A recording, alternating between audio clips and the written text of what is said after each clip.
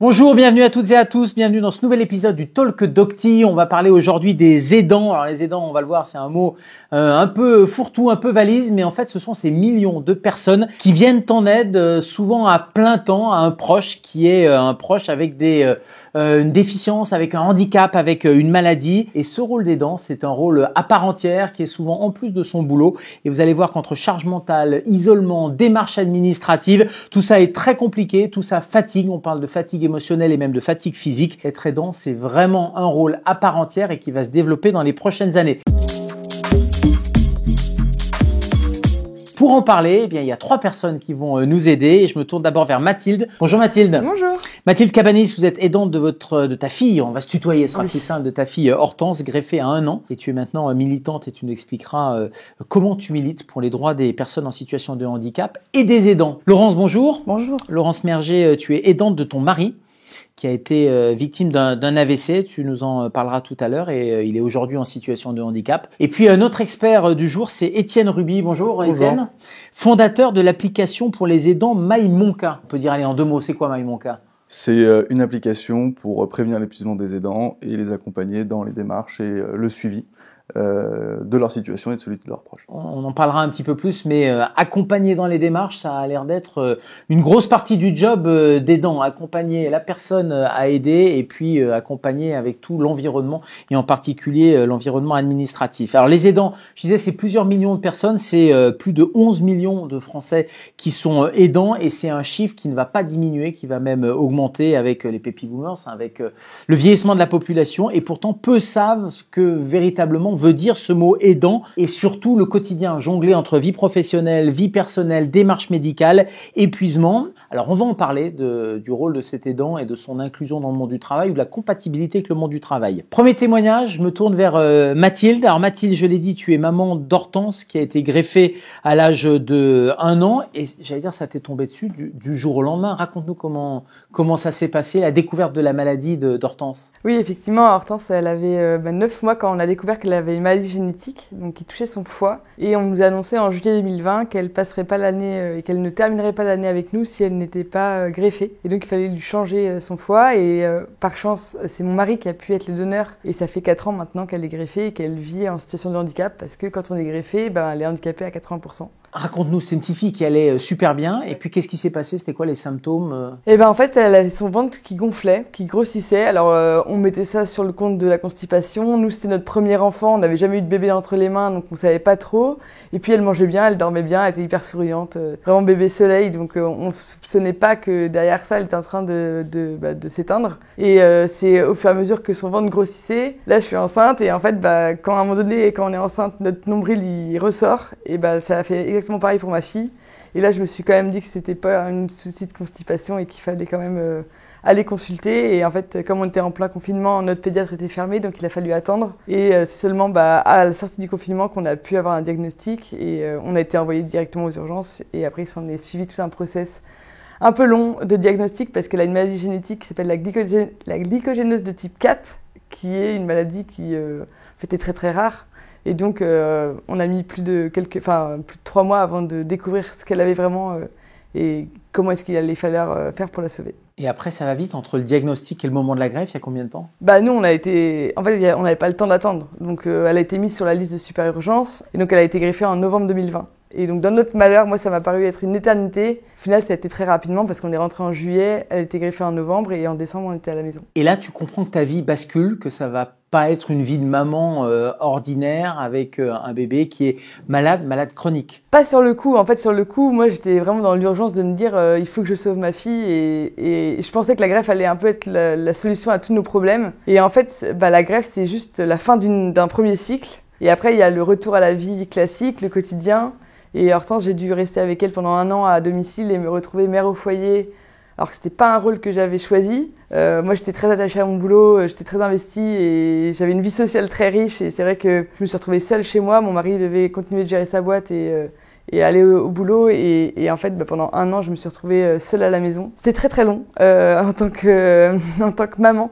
Et à ce moment-là, je me définissais encore vraiment comme une mère qui gérait sa fille handicapée, mais qui gérait sa fille avant tout parce que elle était toute petite et donc elle pouvait déjà de base rien faire sans moi. Et c'est vraiment quand je suis retournée au travail que là, je me suis dit, mais comment je vais faire pour concilier et cette organisation de médicaments, de rendez-vous médicaux réguliers. Et le quotidien, c'est quoi? C'est plein de médicaments? C'est des consultations tous les combien? Au début, c'était 14 seringues de médicaments à lui fournir, donc je me suis transformée en infirmière. Et là, maintenant, on est stabilisé, donc maintenant, c'est tous les 3 mois, elle a des prises de sang à faire. Tous les 6 mois, c'est une journée à l'hôpital.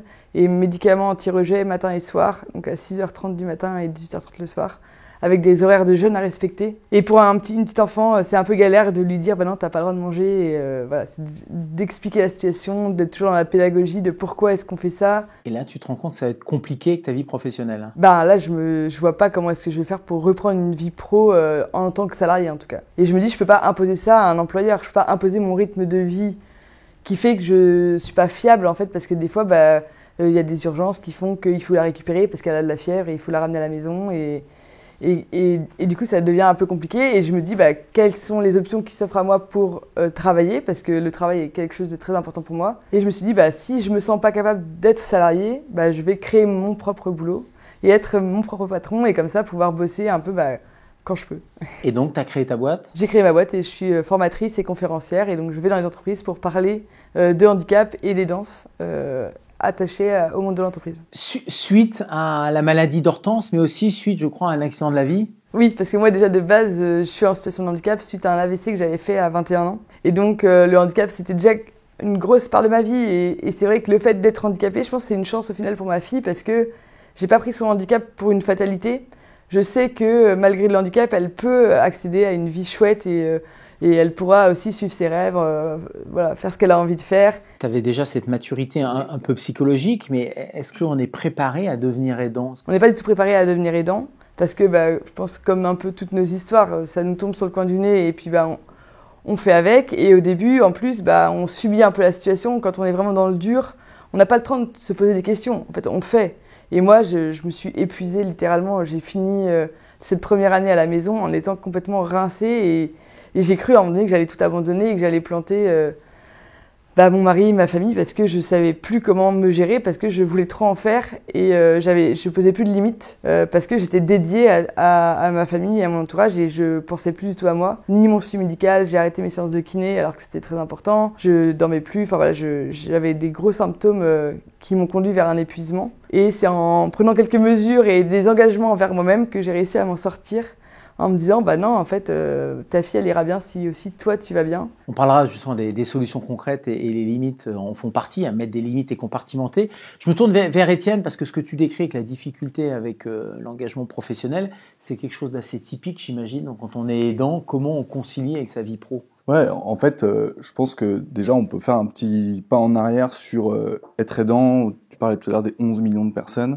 Aujourd'hui, on peut considérer les aidants comme un peu le premier rempart du sanitaire et du médico-social. C'est vraiment la première population qui va s'occuper de la dépendance au domicile, de la limitation des actes de la vie quotidienne, parce que c'est un peu comme être parent d'un nouveau-né. Et aujourd'hui, avec les médecins, avec le monde des acteurs du domicile, tous ces experts ont un temps congru. Tout le reste, c'est les aidants qui vont pouvoir... 11 millions de personnes, en termes de surcharge, parce qu'on se parle quand même de ça, c'est 3 millions de TP, 3 millions de salariés, d'équivalent temps plein de salariés à l'année qui travaillent dans la prise en charge de la dépendance. Donc c'est pour simplement donner peut-être une vision de ça représente quoi aujourd'hui sur une année. Donc il y a plus de gens aidants dans les familles que de salariés qui sont employés, du domicile d'experts. Dont c'est le boulot. Exactement, c'est ça qui est quand même assez dingue. Et donc la réalité de est-ce que je suis aidant, c'est quelque chose qu'on va découvrir sur le tard, souvent tardivement parce qu'on est fatigué, parce qu'on se dit mais en fait je suis pas du tout expert et oulala mais c'est quoi, et on commence à regarder comme tout le monde sur le web.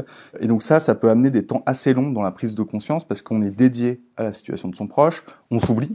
Tu parlais tout à l'heure de s'arrêter de se soigner. Et ça a des engagements assez forts parce que sans nous, la personne ne peut pas aller bien. Donc en fait, on a toute cette logique de déculpabilisation, de prise en charge, mais aussi de repérage de « ok, je suis aidant, j'ai des droits, je peux avoir du renfort, je peux avoir du soutien, je peux avoir des experts ». Puis le troisième sujet, qui est, je pense, assez clé, c'est le manque d'expertise. Ce domaine d'expertise, il s'acquiert souvent dans la douleur, parce qu'on on tâtonne.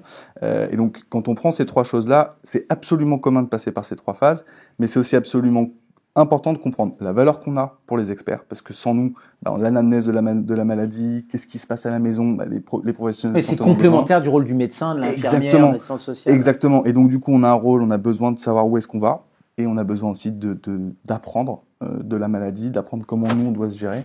Et tout ça, en fait, c'est absolument clé pour bien vivre cette séquence que tout le monde va vivre un jour dans son existence. Je me tourne maintenant vers Laurence. Laurence, tu étais épouse et tu es devenue épouse et aidante de ton mari qui a fait un AVC et qui a bouleversé sa vie et du coup votre vie, hein, notamment votre vie conjugale. Tu peux nous raconter qu'est-ce qui s'est passé? C'est du jour au lendemain par définition un AVC. Exactement. C'était un dimanche. On était tous devant la télé. On avait parié au Grand Prix d'Amérique. C'était un grand moment de rigolade familiale. On était avec mes 2 enfants, mes 2 fils. Et puis tout d'un coup, mon mari parle. Et c'était complètement incompréhensible. Et c'est pas son habitude, évidemment, de s'exprimer de manière incompréhensible. Donc, et moi, je l'avais pas vu. Donc, je lui demande, est-ce que tu peux me répéter ce que tu viens de dire? Et là, je me tourne et il redit cette chose complètement incompréhensible. Et là, je vois son visage qui se déforme complètement. Et tout d'un coup, une partie de son corps est devenue très lourde. En fait, ça se sentait complètement. Et donc, en fait, il était en train de faire un double AVC. Et donc, je me suis jetée sur le téléphone. J'ai composé le numéro des pompiers qui sont venus assez rapidement. Il est parti à l'hôpital et opéré très très vite, 2 heures après. Comment il va ton mari maintenant? Il est ressorti, donc l'opération s'est plutôt bien passée. Plutôt bien passé, soins intensifs. Quelles séquelles? Il a arrêté de bosser, j'imagine. Oui, il rentre à la fait, maison. Tout à fait, soins intensifs, réa, service neuro, service de rééducation pendant plus de 4 mois. Quand il est arrivé en séance de rééducation, il ne pouvait pas tenir assis, donc il a réappris à être assis, à manger par lui-même, à marcher, à monter des marches. Par chance, il avait gardé toute sa mémoire, vive et profonde, son langage, et il a perdu aujourd'hui la vue latérale droite et il a des problèmes, on va dire, de fluidité dans la marche. Voilà, les choses de la vie courante ne sont plus aussi faciles et simples qu'avant, mais il a eu beaucoup de chance. Mais il a besoin d'être aidé, il a un handicap qui est lourd, qui a plus de 80%, c'est ça, qui est reconnu. Tu as compris tout de suite que ta vie, elle serait plus comme avant? En fait, le moment le plus compliqué, c'est justement ce moment de crise, en fait, dont tu parlais, Mathilde, qui arrive d'un coup subitement. C'est là où on a vraiment besoin d'être entouré par des personnes qui sont proches de nous, qui vont nous être comme un service d'urgence, de sécurisation psychologique, logistique ou tout, parce que là, on ne sait pas où on va et on est projeté dans un monde qu'on ne connaît pas. Donc là, c'est vraiment, c'est à ce moment-là qu'on a besoin, et notamment quand on est en entreprise, c'est là où on a besoin aussi d'avoir un manager qui va reprendre aussitôt les rênes, parce qu'on est dans l'incapacité en fait de vraiment de raisonner concrètement, on est dans l'instant. Et après, quand il rentre à la maison, là, tu as vu que ça allait être quelque chose de chronique, qu'il y avait la vie d'avant et la vie d'après, et qu'il avait besoin de toi et que tu allais devenir aidante, y compris avec ton boulot d'ailleurs. Oui, tout à fait. Alors moi aujourd'hui je suis aidante et en parallèle j'ai une activité en entrepreneuse, mais j'ai compris que moi en tant qu'aidante et aussi ex-DRH, puisqu'avant j'étais DRH, j'ai compris qu'il y avait un besoin aussi pour les entreprises de les accompagner pour justement déployer des politiques en faveur des aidants, parce qu'une personne, et j'en ai la profonde conviction, c'est que les personnes qui sont aidantes en fait ne sont pas des personnes qui sont standards, qu'on a vécu des situations si difficiles, que ce soit lié à une situation de handicap mais aussi de maladie, et on devient quelque part un peu comme une personne augmentée, un salarié augmenté, et c'est aussi un vrai bénéfice pour les entreprises. C'est une valeur ajoutée, quelqu'un de plus résilient, quelqu'un de plus fort, c'est ça? On sait prendre des décisions hyper rapidement, on va droit au but, on sait anticiper, on a toujours un plan B, on est plutôt positif, et c'est parce que aussi on a vécu à un moment des zones, ce que j'appelle un peu de risque.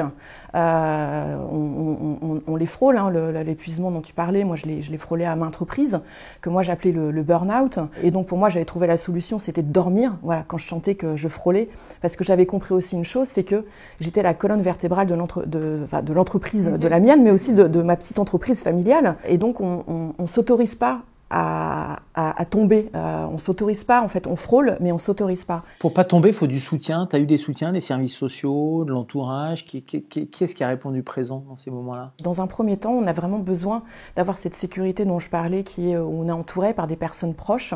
Donc moi, j'ai eu la chance d'être entourée par des couples d'amis qui, malgré aussi leur quotidien qui est lourd, parce que tout le monde a un quotidien, évidemment, m'ont beaucoup soutenue. Les services sociaux, etc., je dois vous avouer que j'ai pas eu le temps ou compris qu'ils étaient présents. On va dans l'urgence, donc en fait on n'a pas le temps non plus de tous les acronymes qui nous tombent dessus. On a un jargon parce qu'en plus les démarches administratives. Voilà, en plus d'entrer dans un nouveau monde qui est médical, on entre dans un monde administratif qu'on ne connaissait pas. Donc et c'est vrai qu'en tant qu'aidant, dans un premier temps, c'est autant ce soutien proche de proximité, des termes comme oh ma pauvre, ce qui t'arrive, etc. En fait, on n'en a pas besoin à ce moment-là. On a besoin d'avoir des personnes qui sont là pour vous aider vraiment logistiquement et dans une notion d'urgence et sur lequel on peut compter. L'État fait quelque chose, les services sociaux, c'est quoi le point de repère? Moi, la MDPH, on a déposé un dossier, il a été pris en compte.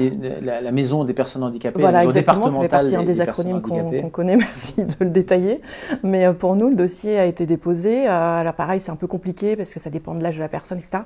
Et il a été traité par des personnes très compétentes, hein, mais malheureusement 1 an et demi après. Et pendant 1 an et demi, il faut se débrouiller. Ça a un impact, tu disais à un moment donné, j'ai failli tomber, ça a eu un impact sur ta santé? Alors ça a forcément un impact sur la santé, c'est la raison pour laquelle en fait on voit des nouveaux besoins qui émergent en fait au fil du temps, parce qu'on a ces différentes phases. On a la phase de crise, on a la phase de conséquences de la crise où on a le problème de l'organisation, et après on a la phase de gestion en fait des risques et des nouveaux besoins qui émergent. Et en fait on se rend compte que ces nouveaux besoins qui émergent, qui sont avoir plus de flexibilité. Donc c'est aussi travailler de manière asynchrone, c'est avoir aussi un peu d'oxygène pour soi. Et ça, tu le disais très bien Mathilde, mais on ne se l'autorise pas toujours. Donc moi, je remercie toutes les personnes qui m'ont tiré de la situation aussi pour me faire voir autre chose et me parler d'autre chose et me parler et ne pas me poser toujours la question de comment va ton mari, mais aussi comment je vais. Parce que ça aussi, beaucoup de personnes... Parce que tu n'allais pas bien à un moment donné? À un moment, oui, on s'accroche Saint-Gage, on dit que ça va passer. C'est quoi tu t'es dit je vais lâcher, les angoisses? On ne s'autorise pas à lâcher, vraiment, mais dans ces besoins qui émergent, on se dit que justement, ça nous permet de se dire je vais travailler de manière asynchrone, et tout ça va nous permettre de nous protéger en fait de ça veut dire quoi travailler de manière asynchrone? Par exemple, travailler très tard le soir, très tôt le matin, mais pas pendant la journée parce qu'on est dédié à d'autres, au mari, aux enfants, à la vie de famille. C'est assez épuisant. En fait, on trouve des solutions. Je ne sais pas si ça a été pour toi, Mathilde aussi, mais on trouve des solutions à droite à gauche qu'on va gratter. C'est ça en ce sens que je dis que ce sont des nouveaux besoins qui émergent, qu'on va prendre et qui va nous permettre de nous adapter pour ne pas tomber. Parce que l'autre risque aussi des aidants, évidemment, c'est l'isolement. Et justement, le lien social est très important. Continuer à travailler, pour moi, a été très important aussi. J'avais choisi de ne pas le dire à mes clients par peur de compassion et de être vue comme seulement être aidante. Et pas être vue comme étant aussi la professionnelle sur laquelle on pouvait quand même compter parce que je faisais tout pour arriver à jongler. Et quand on sait que les aidants, il y en a 70% qui jonglent avec la vie pro et la vie perso. Alors, il y a un autre sujet, je me tourne vers Étienne, c'est celui des aidants aussi qui peuvent mourir avant de la personne aidée aussi. Alors, c'est un peu glauque de parler de ça, et pourtant je pense que c'est une angoisse aussi pour les personnes qui sont aidantes. Tu es notre expert, tu as monté MyMonka, qui est une des solutions. Mais tu as été aidant et ça a été un peu le détonateur. C'est ça qui a déclenché l'idée de MyMonka? Tout à fait. Moi, j'étais pas du tout prédestiné à me lancer dans l'entrepreneuriat parce que j'étais collaborateur dans des boîtes dans lesquelles vous devez intervenir toutes les deux. Et la vie, effectivement, a fait que je m'occupais de mon père, en l'occurrence, parkinsonien, donc maladie neurodégénérative, sur du temps long. Donc, c'est pas aussi aigu que ce que vous aviez pu connaître, mais c'est irrémédiable. C'est qu'en fait, on sait que de toute manière, il partira tôt ou tard de cette maladie. Le sujet, en tout cas, moi, ce que j'ai assez vite perçu, c'est la perfectibilité finalement de cette expérience, parce que j'avais ma vie perso, comme tout le monde, la vie pro, qui était dense, et puis en plus, ce sujet-là, mon père était à distance, puis une petite musique qui résonne, et qui commence à se dire, mais en fait, il fait plus les mêmes choses qu'avant, ça se passe plus exactement de la même manière, puis en fait, on commence à creuser, essayer de comprendre qu'est-ce qu'ont dit les médecins, mais en même temps, lui, il n'était pas toujours capable aussi de retranscrire, puis de ce qu'il avait envie de dire. Effectivement, je me suis dit, mais en l'occurrence, il n'y a aucun aujourd'hui cadre finalement d'accompagnement personnalisé, comme il en existe plein pour les parents, et c'est tant mieux. Et donc c'est là où est née en fait cette initiative de se dire on a une expérience perso, on se dit qu'il y a effectivement un cas particulier qui est en l'occurrence le mien, mais qui pourrait être le cas de chacun d'entre nous, et comment on peut amener de la valeur, et donc du coup tourner quelque chose de positif. J'aime bien ce que tu as dit sur les aidants sont connus pour être positifs, parce que le quotidien est parfois très compliqué, donc on a besoin de trouver des solutions. En l'occurrence, moi, le côté cathartique, ça a été de se dire il faut que je puisse amener ma valeur à travers MyMonka, avec cette logique qui est Je ne suis pas expert, donc je dois le devenir. Ça, c'est un peu une obligation, en tout cas une tendance naturelle qu'on a à essayer d'aider le mieux possible, tout en évitant de s'épuiser. Donc, qu'est-ce que je dois mettre en place pour éviter effectivement de craquer? Et donc, les trois points forts de MyMonka, c'est quoi? Qu'est-ce qu'on trouve, les 3 points clés sur MyMonka qui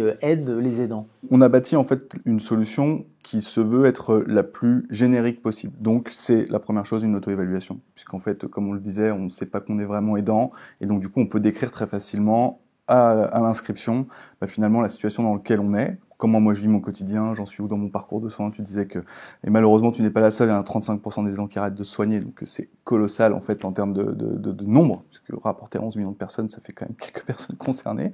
On a ensuite évidemment toutes les logiques, effectivement, d'accompagnement de ressources personnalisées, c'est-à-dire en fait des articles qui vont nous amener du coup de la connaissance et une meilleure compréhension de la situation. Pour devenir un peu plus expert ou pour avoir de la connaissance. Tout à fait. Et le lien privilégié avec un professionnel de santé qui est une infirmière de coordination. Pourquoi? Parce qu'en fait, il y a un problème de santé sous-jacent. On n'est pas aidant d'une personne qui est hyper bien portante et on voit qu'il peut y avoir des problèmes de santé sous-jacent perso. Donc l'infirmière de coordination, son rôle, c'est évidemment d'organiser, de suivre les parcours. Et tous les mois, vous pouvez remplir un nouveau questionnaire qui va mettre à jour votre situation, prévenir les risques, parce qu'en fait, on prévient l'épuisement des dents, mais aussi on repère l'apparition de nouvelles fragilités au domicile. Il parle moins bien, il mange moins bien, je sens qu'il est un peu déprimé, qu'est-ce que je dois faire? Et en fait, dans le méandre sanitaire et médico-social, on a 80 acteurs génériques différents pour prendre en charge la dépendance au domicile. 80, sachant que vous venez pas de ce monde-là, c'est absolument vertigineux. Donc l'enjeu de l'application, c'est de guider, c'est de structurer et c'est de suivre avec un professionnel de santé. Et de guider un peu et peut-être de remplir le vide qu'on a vu, le vide des services sociaux, le vide d'un certain nombre de choses. Je vais juste me tourner, on va discuter ensemble, mais Mathilde, tu te reconnais dans l'épuisement un peu physique et psychique, bien masqué quand même, parce que Laurence nous dit non, ça va, j'ai monté ma boîte, etc. Mais enfin, on sent bien qu'à un moment donné, c'était pas loin de cet épuisement-là. C'est quelque chose qui te parle ? Ah ça totalement, et puis vu le nombre de personnes que je connais qui sont du coup maintenant en situation d'aidance, moi je suis une génération, on commence à être aidant soit de ses parents, soit de ses enfants, et c'est vrai que il y a 80% des aidants qui se retrouvent en situation d'épuisement, et donc forcément ça vient pas de nulle part quoi, et on culpabilise beaucoup de pas en faire assez pour son proche. Et du coup, le fait de ne pas en faire assez, des fois on en fait trop. Et il faut aussi avoir des garde-fous pour se dire, là peut-être il n'y a pas besoin de faire autant. On a l'impression que chaque situation est unique. Ça peut être un handicap, ça peut être un adulte, ça peut être un enfant, ça peut être différents accidents de la vie, mais que les problèmes sont les mêmes. C'est un peu ce que je perçois. C'est quelque chose qui ressort ou pas de vos expériences? En tout cas, tout le monde est confronté au même problème, quelle que soit finalement la situation initiale. Et c'est finalement ce que nous, on a construit avec tous les acteurs qui nous ont accompagnés depuis la création de MyMonka. On se rend compte qu'effectivement, à travers l'ensemble des situations personnalisées, il y a des facteurs de santé, médico-sociaux, qui sont absolument partagés de tous. Simplement, étant donné que, on va dire que la prise de parole des pouvoirs publics, des entreprises, des groupes de protection sociale est assez émergente sur les aidants. On est au tout début de l'histoire et vraiment, je pense. Donc il y a plein de choses à droite, à gauche, mais finalement on a du mal à savoir à qui s'adresser. C'est quoi les aides concrètes qui existaient quoi? On a parlé de MDPH, Maison départementale des personnes handicapées. Ouais. C'est le point départemental, un peu le guichet unique, c'est ça? Sur la partie handicap, tout à fait. En fait, aujourd'hui, il y a des initiatives, alors publiques, parce qu'on a quand même aujourd'hui un service de sécurité sociale qui fonctionne. Donc, il y a des initiatives pour les personnes âgées.gouv. Il y a Ma Boussole Aidant qui existe et qui est canon parce que c'est porté par la CNSA, la GERCARCO. Donc, c'est un guichet unique, territorial, où vous avez toutes les offres médico-sociales qui existent à travers, finalement, votre code postal. Et ça s'appelle Ma Boussole Aidant. Ma Boussole Aidant. Tout à fait. Et après, il y a des initiatives qui sont effectivement des aides. Donc, il y a des guichets, MDPH. Il y a l'APA pour les personnes âgées. Donc, c'est l'allocation personnelle pour les personnes âgées. Vous avez maintenant des initiatives de guichets à travers des SPDA, donc c'est le monde de l'acronyme qui émerge dans les territoires. On entend parler, parce qu'on a vu la difficulté du monde de l'entreprise en fait, c'est comment je bosse en étant à temps plein quasiment aidant et il faut que je fasse un autre temps plein à côté. Le congé aidant, ça existe? Le droit au répit, tous ces mots, ça c'est quoi? Le congé aidant, c'est une loi 2020, donc récente, qui permet à tout collaborateur ou collaboratrice d'avoir, alors ça a dû changer je crois, mais moi dans mon esprit c'est 3 mois je crois sur toute sa carrière. Je crois que ça a été allongé au début d'année. C'est 1 an maintenant. C'est 1 an maintenant. T'as le droit d'avoir un an.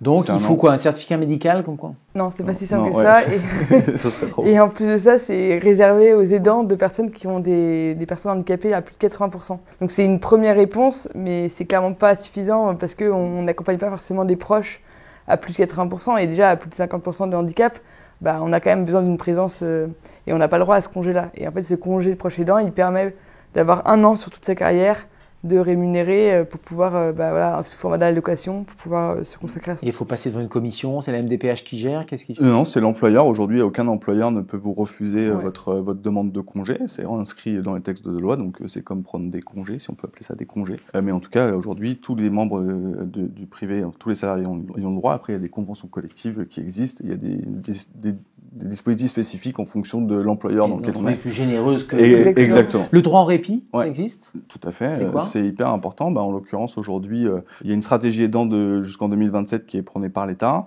C'est la multiplication des séjours de répit, donc des plateformes de répit. Et donc, du coup, ce sont des structures territoriales où vous avez un guichet unique spécifique qui va vous expliquer c'est quoi les logiques de répit, parce que c'est multiple. Est-ce que c'est des séjours courts, de courts séjours pour son proche, histoire de pouvoir nous aussi partir en vacances, parce que des fois on peut pas. Ça peut être aussi des ateliers de développement personnel, d'acceptation de la situation, de déculpabilisation. Il y a quand même des accompagnements très personnalisés.